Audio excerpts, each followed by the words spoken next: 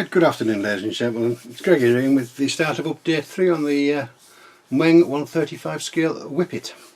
As you can see from last time I've got the dark coat on the black, which was just the AK stuff, AK primer, and then I did the AK white primer as well, just a few highlights here and there, nothing too much, nothing any different to anybody else. We'll come back to that in a moment when I start to spray things. Let's move. I ordered some, there was some resin World War One sort of British fuel cans, so I got, for £4 I think I got about 20 of those, so I've given these the coat of paint that the base colour is going to be, and I've all done the hairspray technique because I want to chip those up. So I've done them once, I was testing the paint basically to see if it was going to work okay, and it seems to have gone down quite well, so that'll be an hairspray job, that'll be just with the water to chip it once it's all dry. I shall put back there. The paints I'll be using are these two here to start with, which is from that kit that I showed you last time, which is the Meng Olive Drab, which is, where's the number? MC211, which is quite that kit, Olive Drab, and a khaki green, which is 229. Also, I'm thinking of using, maybe depending on how it goes, is I'm going to use the British khaki, which is more of a browny colour, which is going to be 212. So we might not use that, but we'll see when things when we get round to it. So I'll just move those out the way. I've started. I've got the tow cables. These are all rusted at the moment. I've like a rust, you can't really see, can you? Rusted up at the moment, and these need now rubbing down, just you know, with a cloth or something, just to take most of it off, and then I'll put some polishing powder or a pencil right along it, and the actual cables are finished, apart from the ends. So they're ready to be rubbed down next and finished off. Also, I seen this on, I think it's Plasmo. Brilliant, absolutely fantastic modeler. It really is. And I like the idea of what he did with one of the exhausts with the cotton. Well, I'd use cotton. It's like I don't know what you call it, around the muffler. So I thought I'd try it on one, and it seems to come up. But I'll show you on the next one how I achieved what I got from how to do my rust. Sort of rust technique. It's probably no different to anybody else's, but I'll just show you. So the end piece on the exhaust, where we gone? That's going to where the crocodile clip, that over the green, and that's the rest of it is it's being rusted up and darkened up. And I've also drilled out the bring this light back over here again. I've also drilled out the end of it was already out, but I've drilled it even farther. So that's that one. So that's that done. That one. The other exhaust here is going to be kept like it is.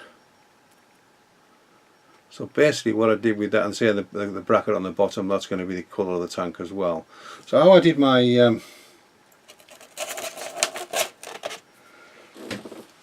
base colour for the exhaust, it was just plain black as normal, and then I used a mix, basically 25 to 75 rust, model air rust, which is that one, which is 71080 rust, oxidized rust, and model colour Vallejo again, which is 70862, which is a black grey. So with more black grey with rust added into it. So then that was put onto, it was painted on by hand, and then finally, well not finally, once that was all dry, I got a bit of the old orange oil paint and stippled a little bit onto the exhaust, worked that in, very little on the brush. As you can see, I've tapped most of it all out, very little on the brush, and just stippled it, so I got the effect that I wanted. And then I just finished them off with yellow ochre, which is a Vallejo pigment again, which is 73103. I should have really done this on and explained it would have been better if I did it on live. Next time I will, I promise, on the exhaust. And I finished off with that 73117, which is just normal rust, oxidised rust again. And I think that's come out quite well. You know, it seems to be a nice colour, and I've got the sort of a stippled effect. If you can see, the light won't quite bring it out, will it? Let me just bring it down. You see there's the colour underneath as well. And there again, I've drilled the hole out again on the exhaust as well, just to it was there, like I said, on the other one, but it was a blank. You could see the blank in the bottom of it, so I just drilled it out so you couldn't really see it. And that needs to be finished off with the dust pigment on the ends. That's needed at the time. And also with the little machine guns, I tried my hardest to get a smaller drill, and I just haven't got one small enough to hollow out the tips. I nearly bought some brass ones, but in the end I decided not. So as you can see, where are we gone again? There. I've lightly done that rust technique on that ball as well, because that ball will be constantly moving around, so it's not going to keep the green on it. We'll keep disappearing, don't we? There we are. Put my hand behind it. As you can see, it's like a rusty technique on there as well. And that is just, the machine gun hasn't finished yet, just needs a bit more work on that. There's no point in really doing much with this side because you're never going to see it. So it's just the outside that needs to be finished, the actual barrel. There's a bit of pencil mark on there, just need to do a little bit more on that, but I'm going to keep the ball that colour. I say we're moving around continuously in the tank in every direction. It's going to rub all the paint off, and we're going to get down to the base metal, so which would rust, I would presume. So that's what I've done with them, all 4 of those. The actual build is almost complete, really. Same with the nearly lost them again. I've got the things all painted white, white painted black. They've got to be finished off, and the brackets again got to be painted green. They need to be finished. And the tracks, you know, I've done all the tracks. They're all together. I've just thought I'd break a few links off and try a technique again with using just water and a couple of rust pigments, and I came up with that just as a base, and you can see I've done some pencil markings on it as well. That's better. So that just needs finishing off with whatever the ground that I'm going to put it onto. Again, it's just like a test piece to see what I was going to come up with, but I do quite like that, so I'll be doing that on the tracks. Again, I'll show you the tracks, how far I've got with them. With the colour on the, as you can see, probably with the colour, it's changed very subtly to like a brown. Maybe the camera can't pick it up. Like a brown, faded brown, which is a nice base to work from. That's on top of the black, obviously, and then I'll work on from there. So that's the dipping wash is, I think it's great for tracks. I really do think it's good for tracks. Well, I think that's, for me anyhow, it works for me. That's the main thing. And these things, as I said, they were grousers. I think they're called spuds or something like that now. So these are nearly finished, not far. There's quite a few on there. And I think you can pick it up. I've actually done the wood grain into it as well, and painted it, and obviously the other bits are oily steel, and same with these bits on the ends, on the sides as well. They just need a bit of a wash. A final wash, but they're the grousers again, spuds I believe they're called. So that's where we are with those. All of them are done, so they all just need a bit of a wash, and they'll be hung on the outside of the little Whippet. So I think that's about it as far as we're concerned with the actual make. And now I'll just bring this back in. I'll just pop that over there, and we'll have a look at this paint work on this. We'll paint this Whippet up and see what it looks like when it's green. So I did a small mix of the olive drab. Is it the olive drab? Yeah, the olive drab, which I'm doing now. Which I've got. I made a little mix up into one of these little jars that my daughter gets me from where she works in the hotel. So let's have a look. Oh, it's a bit of a shake again. separated slightly. There we go. I'll just pop a little bit in there. Shouldn't need too much. And then I thought I'd put my compressor on, excuse the noise. And we'll make a start. We'll start on the top. Only want it light, don't want it too heavy.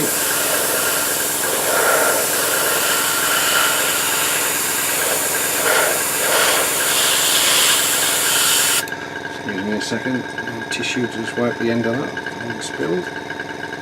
Only dripping all over the place.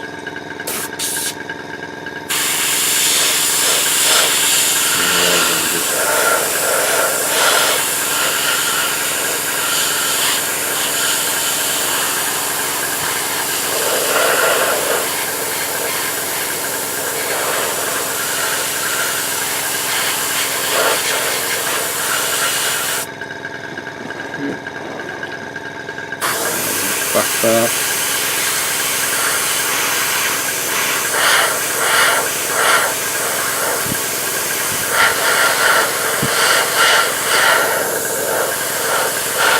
Get these little angles.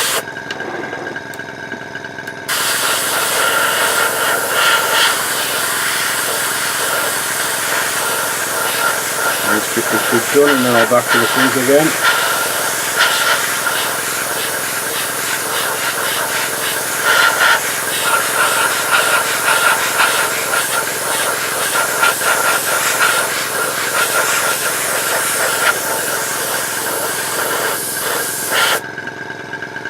It's got on quite nicely. Obviously I don't usually use AK paints, but I think I've got the mix just about right on here. It wasn't a concise mix, it was sort of just by eye.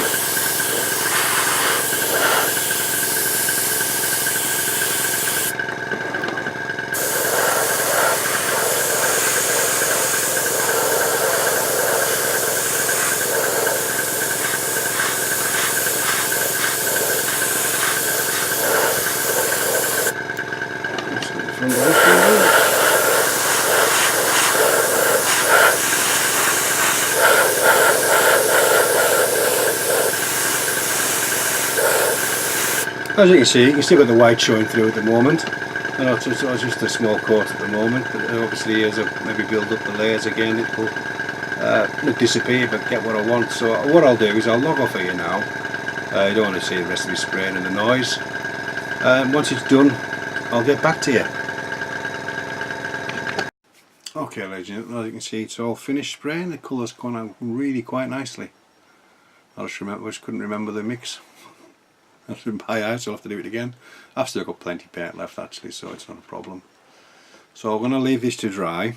I'll leave it completely dry for a good 12 hours I think, because I want to probably try putting the a bit of khaki green maybe over the top of it slightly, at a distance, more of a dusting really.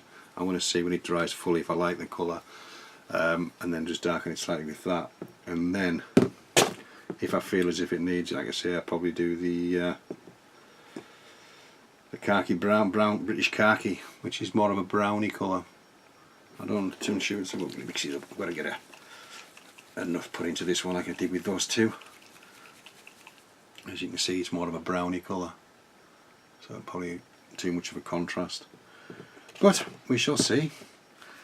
So I shall cut less. I'm going to let this to dry. I've got a couple of other things I need to do. We'll see with the fuel cans now.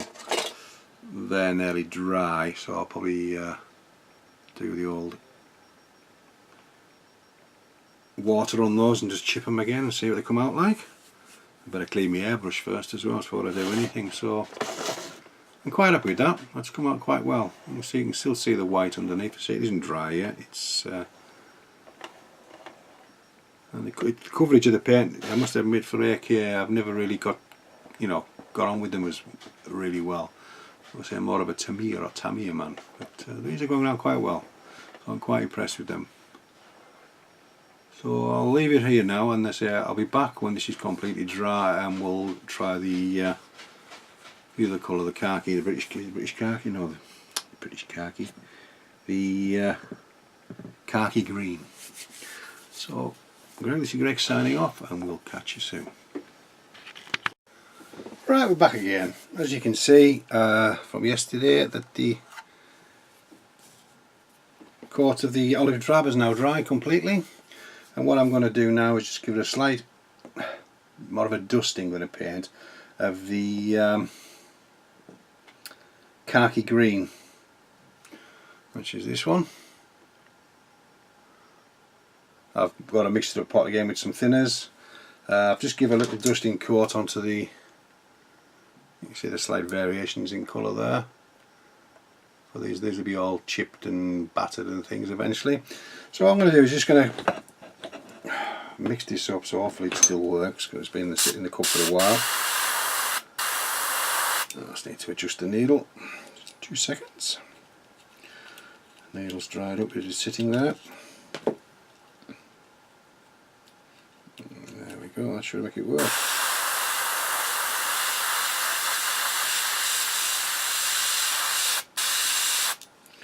And of course, live on camera it doesn't. Just bloody use the bloody thing, haven't it?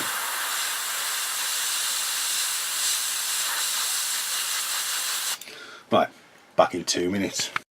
Right, back again. Excuse the compressor. The needle was a bit blocked. So all I'm going to do is just going to go light dusting from the butt above. Nothing too much. Just so she was coming out still. Yeah. Just the dusting from above.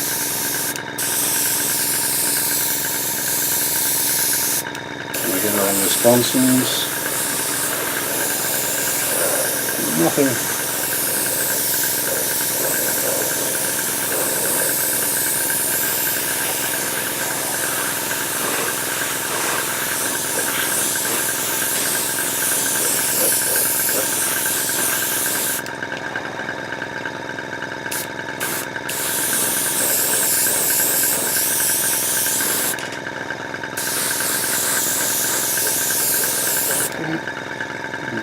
Underneath, give that dusting again underneath.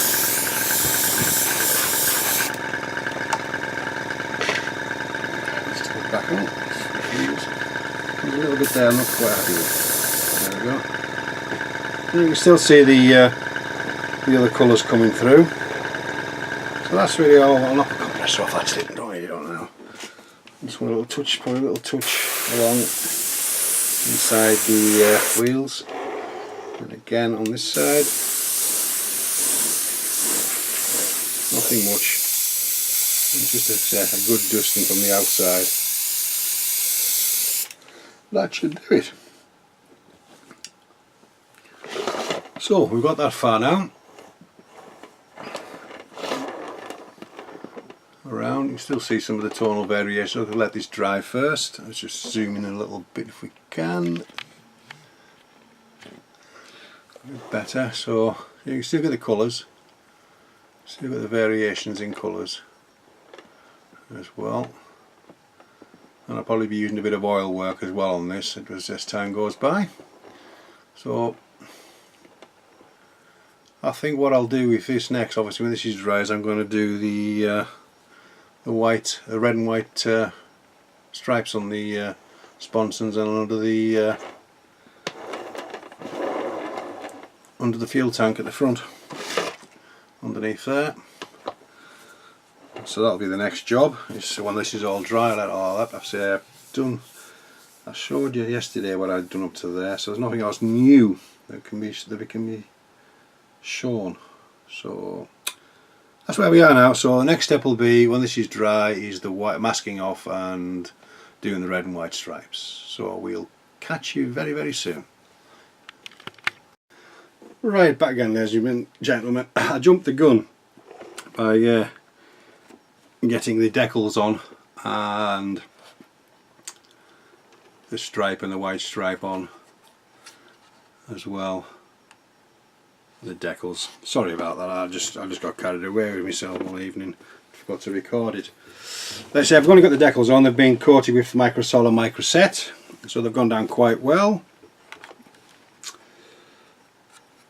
I just need now is a varnish over the top of it now, and we should be a go. So it went on quite well. The you know, didn't get too many bleeds, just a little blob now and again, very often. You see, it went on quite well. And on the underneath as well. So what I'm going to try now, I'm going to use a dull coat I've never used before, and I'm going to use this Meng Ultra Matte Varnish, Lucky Varnish, which is Meng 2050.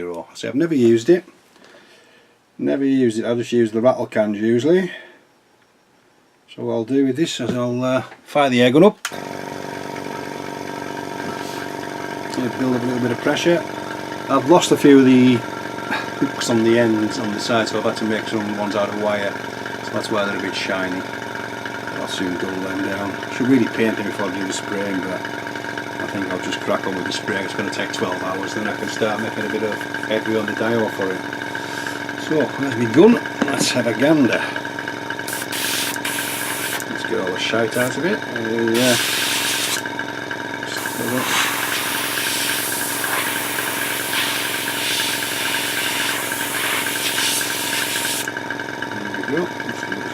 White.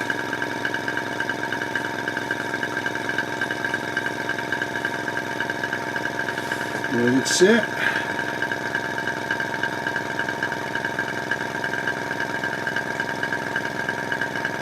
Right, here we go. Let's see what happens to it. A few bits in there.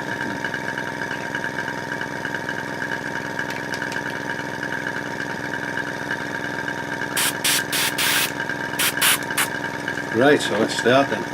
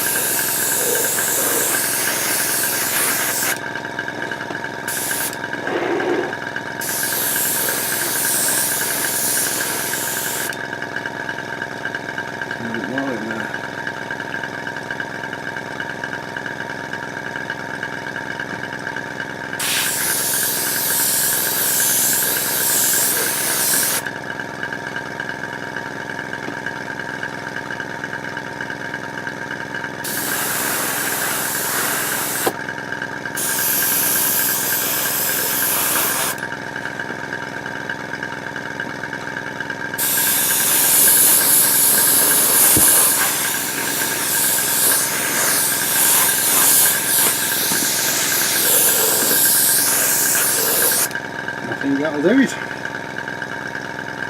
Let's just knock this compressor off. Don't see anywhere I've missed anywhere. Maybe a bit down inside the wheel bit.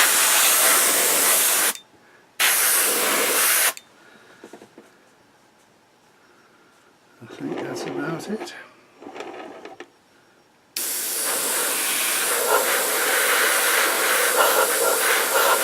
A little bit of air on it, really cool. Okay.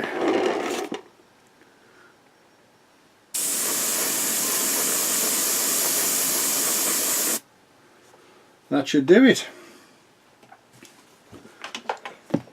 So that now will have to be left alone for a good 12 hours now before we can do anything else.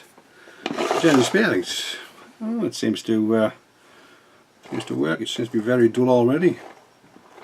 I know the paint was matte, but this seems to be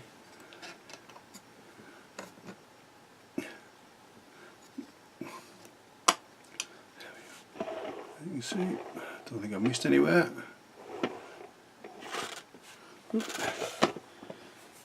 Yeah, so we'll soon see when that dries, and if I like the product. If not, it'll be back to the rattle cans. So we'll call it this part, which is part 3. Yeah, we'll call it the end of update 3.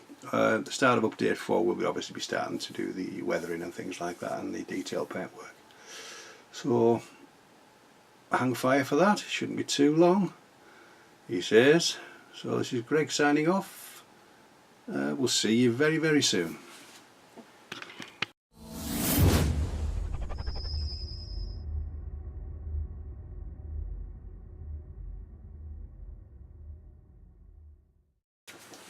Right, we're back again, ladies and gentlemen. As you can see, I've masked off just this one side for the white on the front of the tank, displaying it white with white background with a red stripe through the centre. So I've masked this off one side, so nothing can get anywhere else, and we're just going to go for it and see what happens. That's all we can do.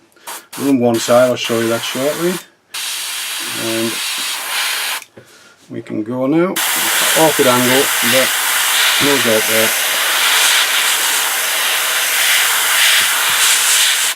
Let me just move around here a little bit in the corner there.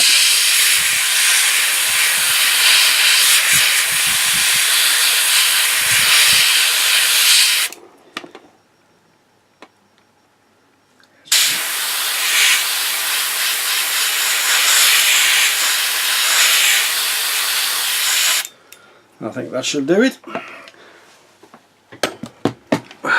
for now. So basically that's what I'm using, is using the AK white primer straight from the bottle. Just give it a go. See, I've got a few the marine nuts in here which don't rust and they're a lot cheaper than buying the ball bearings. I think I've got 2 in here, and it's well shook up. Right, so I'll show you the other side that I completed, just as a, you know, to make sure it was going to work properly on camera. And as you can see, I've got the white line, sorry, the white part done on there. I've got the white part to do. Maybe I don't want to break these small parts. It's underneath here. Well, yeah, where's the camera? Here's that part underneath here. It's white as well. So that'll be next. There's no point in me showing you masking that off and doing that. I just thought I'd show you that I wasn't cheating and sticking anything else down by half and paint. Not that I ever would, as it would be only defeating the object for myself. So it's coming along. So once this is all dry and I've got the other white on, we'll come back and mask off the red stripe. I'll only do it once again. I'll only do the one side. There's no point in doing it 3 times. And then after that, it will be putting a matte coat on it, a dull coat on it, before we do anything else. I usually put the decals on and then matte coat. So I'll probably do that anyhow. I'll put the decals on next, which there are quite a few for the tank, to be perfectly honest. But people often say they use gloss, sprayed gloss first, because you can move your decals around. Well, I've never had a problem spraying it with putting it straight onto the paintwork, to be honest, and then giving it a dull coat, and I've never had any silvering. So I'm going to continue the way I do it, so it works for me, as they say. Alright, so we'll come back when everything's done on the front part as well and ready for this red stripe. So we'll catch you very, very soon.